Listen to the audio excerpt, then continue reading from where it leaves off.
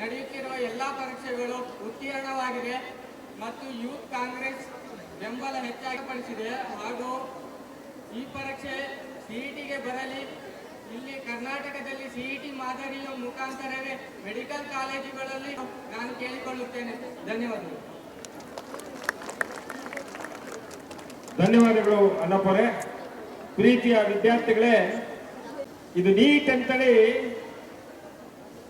13 ವರ್ಷಗಳ ಹಿಂದೆ ಪ್ರಾರಂಭ ಆಗಿರ್ತಕ್ಕಂಥದ್ದು.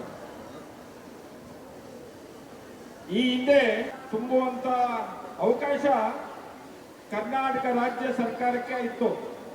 ಅದನ್ನ ಪ್ರಪ್ರಥಮ ಬಾರಿಗೆ ಸಿಇಟಿ ಅಂತ ಮಾಡಿ ಪ್ರತಿಭಾವಂತ ವಿದ್ಯಾರ್ಥಿಗಳು ಮೆಡಿಕಲ್ ಮತ್ತು ಇಂಜಿನಿಯರಿಂಗು, ಡೆಂಟಲ್ ಈ ರೀತಿಯ ಜಾರಿಗೆ ತಂದಿರತಕ್ಕಂಥದ್ದು ಅಂದಿನ ಕಾಂಗ್ರೆಸ್ಸಿನ ವೀರಪ್ಪ ಮೊಯ್ಲಿ ಸರ್ಕಾರ. ಅದ ನಂತರ ಕೇಂದ್ರದಲ್ಲಿ ಸರ್ಕಾರ ಬದಲಾವಣೆ ಆಯ್ಕೆ ಮಾಡುವಂತಹ ಪ್ರಕ್ರಿಯೆಗಳನ್ನ ಜಾರಿಗೆ ತಂದಿರತಕ್ಕಂಥದ್ದು ತಮ್ಗೆಲ್ಲರೂ ಗೊತ್ತಿದೆ. ಪ್ರೀತಿಯ ವಿದ್ಯಾರ್ಥಿಗಳೇ, ನೀಟ್ ರದ್ದು ಮಾಡಿ ರದ್ದು ಮಾಡಿ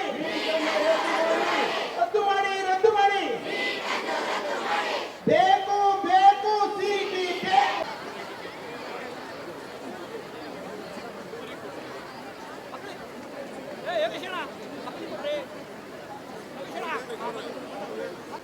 NHU ಒಳ್ಳೆ ತುಂಬಾ ಕೆಲಸ ಮಾಡ್ತಾ ಇದೆ.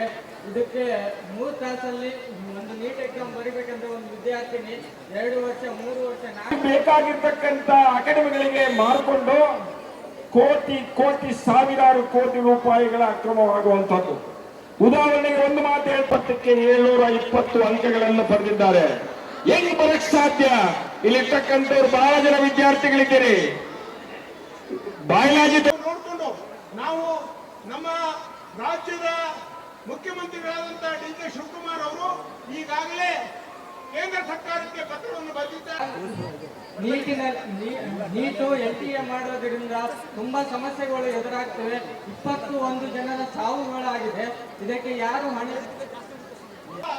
ನಮ್ಮ ವಿದ್ಯಾರ್ಥಿಗಳ ಭವಿಷ್ಯ ಗೊತ್ತಾಗ್ತಾ ಇದೆ.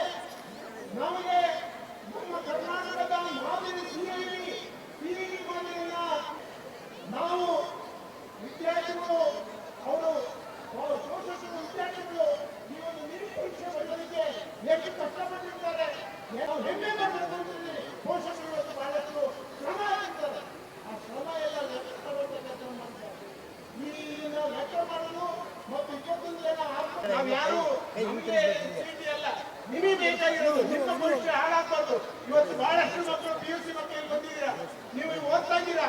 ಮಕ್ಕಳು ಉತ್ತರ ಭಾಗದ ರಾಜ್ಯದ ಈ ರಾಜಸ್ಥಾನದಲ್ಲಿರುವಂತಹ ಒಂದು ಆ ಪ್ರದೇಶದಲ್ಲಿ ಏನು ಇವತ್ತು ತರಬೇತಿಯನ್ನು ಕೊಡ್ತಾರೆ, ಅಲ್ಲಿಯ ಮಕ್ಕಳಿಗೆ ಪ್ರಶ್ನೆ ಪತ್ರಿಕೆ ಸಿಗುತ್ತೆ.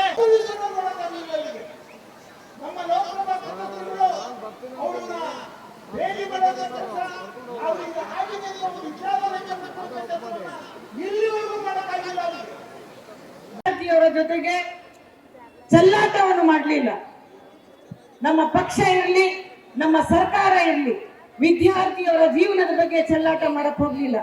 ಮಕ್ಕಳೇ, ನಿಮಗೆಲ್ಲ ಗೊತ್ತಿರೋ ಹಾಗೆ ಈ ದೇಶದ ಪ್ರಧಾನಮಂತ್ರಿ ಆಗಿರ್ತಕ್ಕಂಥ ಜವಾಹರ್ಲಾಲ್ ನೆಹರು ನಮ್ಮ ಬದುಕುವನ್ನ ಸುಧಾರಣೆ ಮಾಡ್ಕೋಬೇಕು ಅಂದ್ರೆ ಶಿಕ್ಷಣ ಅತಿ ಮುಖ್ಯ ಅಂತ ಹೇಳಿ ಪ್ರಾಥಮಿಕ, ಪ್ರೌಢ, ಪದವಿ ಪೂರ್ವ ಶಾಲೆ ಕಾಲೇಜುಗಳನ್ನ ಪ್ರಾರಂಭ ಮಾಡಿದ್ರು. ನಮ್ಮ ಪೋಷಕರಿಗೆ ಹೊರೆ ಆಗ್ಬಾರ್ದು ಅಂತ ರೈಟ್ ಟು ಎಜುಕೇಶನ್ ಅಂತ ಮನಮೋಹನ್ ಸಿಂಗ್ ಅವರು ಬಿಲ್ ಅನ್ನ ತಗೊಂಡ್ಬಿಟ್ರು. ಸಮಾಜಕ್ಕೆ ಯಾವುದೇ ತರ ಹೊರೆ ಆಗ್ಬಾರ್ದು ಅಂತ ನಿಮ್ಮ ಶಕ್ತಿ, ನಿಮ್ಮ ಸಾಮರ್ಥ್ಯವನ್ನ ಗುರುತಿಸಿ ಅದನ್ನ ದೇಶಕ್ಕೆ ಗೊತ್ತಾಗಿತ್ತು.